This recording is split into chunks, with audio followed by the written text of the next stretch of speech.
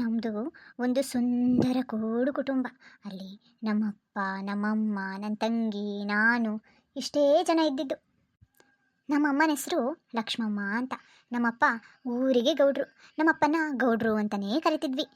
ಹೀಗೆ ಸುಂದರ ಕುಟುಂಬ. ಈ ಕುಟುಂಬದಲ್ಲಿ ಯಾವ ಬೇಜಾರು, ಯಾವ ದುಃಖ ಏನೂ ಇರ್ತಾ ಇರಲಿಲ್ಲ.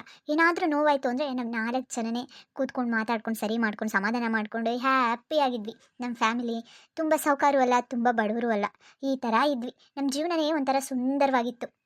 ಜಾನು, ಏ ಜಾನ್ಕಿ, ಎಲ್ಲಿಗೆ ಹೋದೆ ನೀನು? ಒಂದ್ಸಾರಿ ಎಲ್ಲಾದರೂ ಸುತ್ತರಿಯಕ್ಕೆ ಹೋಗ್ಬಿಟ್ರೆ ಸುತ್ತರ್ಕೊಂಡೇ ಇರ್ತೀಯ. ಮನೆ ಅನ್ನೋದೇ ನೆನಪಾಗಲ್ಲ ಈ ಹುಡುಗಿಗೆ. ಅಯ್ಯೋ ಅಯ್ಯೋ, ಬಂದೆ ಇರಮ್ಮ. ಯಾಕಮ್ಮ ನೀನು ಇಷ್ಟೊಂದು ಕೂಗಾಡ್ತೀಯಾ? ನಾನು ಇದ್ದೇನ್ ಮಾಡ್ಬೇಕು?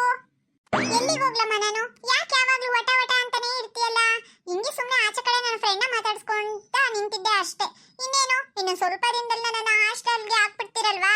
ಏನ್ ಮಾಡೋದು? ಇಲ್ಲಿರೋ ಫ್ರೆಂಡ್ಸ್ನೆಲ್ಲ ಮಾತಾಡ್ಸೋದ್ ಬೇಡ್ವಾ? ನನಗೆ ಇಷ್ಟ ಇಲ್ಲ ಹಾಸ್ಟೆಲ್ಗೆ ಹೋಗಕ್ಕೆ ಅಂತ ಹೇಳಿದ್ರು ನೀವು ಕೇಳ್ತಾನೆ ಇಲ್ಲ. ಮತ್ತಿನ್ನೇನ್ ಮಾಡ್ಲಿ? ನಿಮಗೆ ಅಕ್ಕನ ಮೇಲೆನೆ ಪ್ರೀತಿ ಜಾಸ್ತಿ, ಅದಕ್ಕೆ ಅವಳನ್ನ ಮಾತ್ರ ಇಲ್ಲಿ ಇಟ್ಕೋತೀರಾ, ನನ್ನನ್ನು ಮಾತ್ರ ದಪ್ತೀರಾ ಅಲ್ವಾ?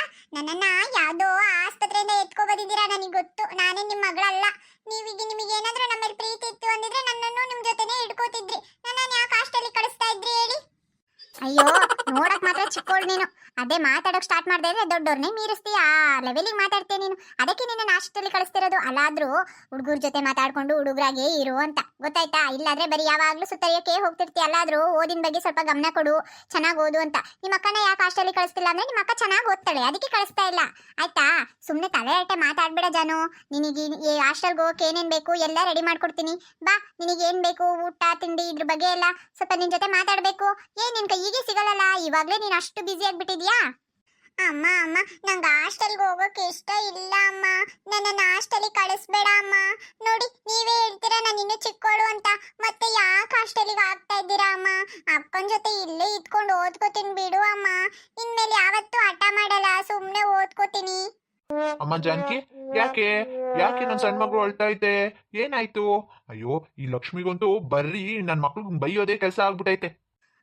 ನಿಮಗಿನ್ನೇನ್ ಕೆಲಸ? ಬರೀ ಯಾವಾಗ್ಲೂ ನನ್ನ ಬೈಯೋದೇ ಕೆಲಸ. ಅಲ್ಲ ಕಣ್ರಿ, ಬರೀ ಊರು ಉಸಬ್ರಿ ನೋಡ್ಕೊಂಡೇ ಕಾಲ ಕಳ್ಬಿಡ್ರಿ. ಮನೇಲಿ ಏನಾಗ್ತೈತೆ, ಮನೇಲಿ ಮಕ್ಳು ಏನ್ ಮಾಡ್ತವ್ರೆ, ನಾನ್ ಯಾಕೆ ಮಕ್ಳು ಮೇಲೆ ಕಿರ್ಚಾಡ್ತಿದ್ದೀನಿ ಇವನ್ನೆಲ್ಲ ಕೇಳಿಸ್ಕೋಬೇಡಿ. ಬನ್ನಿ, ಬಂದ್ಬಿಟ್ಟು ನಿಮ್ ಮಗಳು ಮುದ್ದು ಮಗಳು ಅಳ್ತಿದ್ದಾಳೆ ಅಂತ ಮಾತ್ರ ನನ್ನನ್ನು ಕೇಳಿ. ಯಾಕೆ ಅಳ್ತಿದ್ದಾಳೆ ಏನು ಅನ್ನೋದು ಏನಾದ್ರೂ ಸ್ವಲ್ಪನಾದ್ರೂ ಕಬ್ರಿದ್ಯಾ? ಕಬ್ರಿಗೇಡಿ. ಅಯ್ಯೋ ಅಯ್ಯೋ ಲಕ್ಷ್ಮೋ, ಅದ್ಯಾಕೆ ಹಂಗಾಡ್ತಿದ್ಯಾ ನೀನು?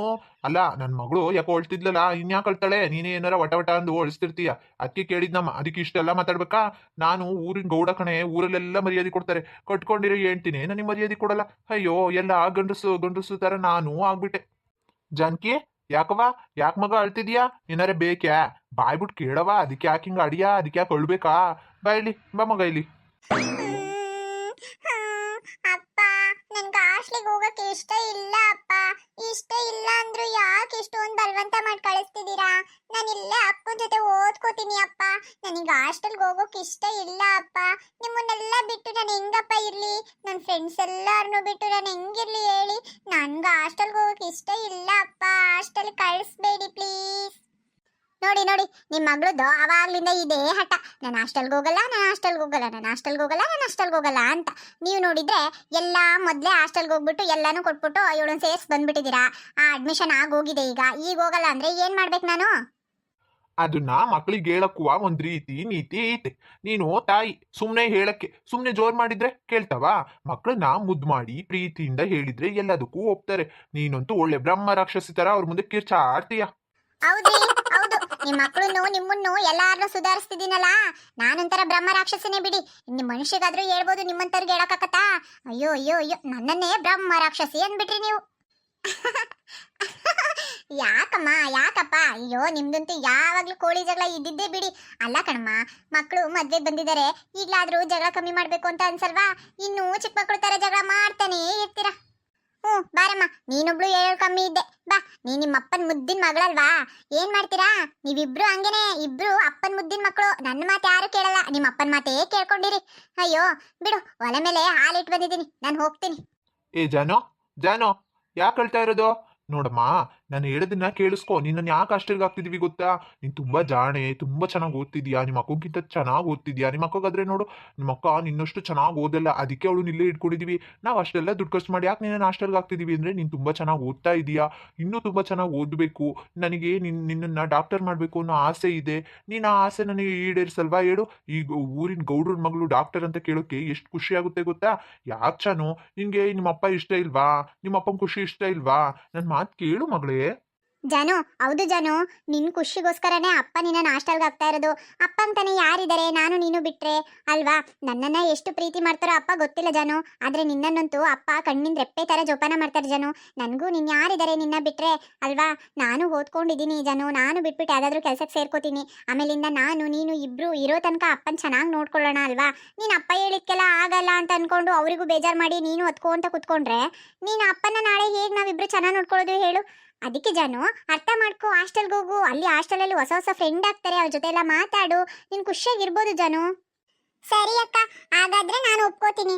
ಆದ್ರೆ ಒಂದು ಕಂಡೀಷನ್, ನೀವೆಲ್ಲ ನನಗೆ ಫೋನ್ ಮಾಡ್ತಾ ಇರಬೇಕು, ವಾರ ವಾರ ನೀವೆಲ್ಲ ಬಂದ್ಬಿಟ್ಟು ನನ್ನನ್ನು ಮಾತಾಡಿಸ್ತಾ ಇರಬೇಕು, ನನ್ನ ನೋಡ್ತಾ ಇರಬೇಕು. ಹಾಗಾದ್ರೆ ಮಾತ್ರ ನಾನು ಹೋಗೋದು, ಇಲ್ಲಾಂದ್ರೆ ನಾನು ಹೋಗಲ್ಲಪ್ಪ. ಅಮ್ಮ ತಾಯಿ, ವಾರ ಯಾಕೆ, ದಿನಾಲು ಅಲ್ಲೇ ಇದ್ಬಿಡ್ತೀವಿ ಬಿಡು, ಸರಿನಾ? ನಿಮ್ಮಪ್ಪ ಹೊಂತು ನಿನ್ನ ರೂಮಲ್ಲೇ ಇದ್ಬಿಡ್ತಾರೆ ಬಿಡು, ಆ ಕಡೆ ಈ ಕಡೆ ಹೋಗಲ್ಲ. ಯಾಕೆಂದ್ರೆ ನೀನು ನಿಮ್ಮಪ್ಪನ ಮುದ್ದಿನ ಮಗಳಲ್ವಾ, ಅದಕ್ಕೆ. ನಮ್ಮ ಸಂಸಾರ ಆನಂದ ಸಾಗರ, ಪ್ರೀತಿ ಎಂಬ ದೈವವೇ ನಮಗಾಧಾರ, ಆ ದೈವ ತಂದ ಸುಖದಿಂದ ಬಾಳೆ ಬಂಗಾರ. ನಮ್ಮ ಸಂಸಾರ ಆನಂದ ಸಾಗರ. ಇಷ್ಟು ಚೆನ್ನಾಗಿತ್ತು. ನಮ್ಮಪ್ಪ, ನಮ್ಮಮ್ಮ, ನಾನು, ನನ್ನ ತಂಗಿ, ನಾವಿಷ್ಟೇ ಜನ ನಮಗೆ ಪ್ರಪಂಚ. ಹೀಗಿದ್ದಿದ್ದು ನನ್ನ ಫ್ಯಾಮಿಲಿ.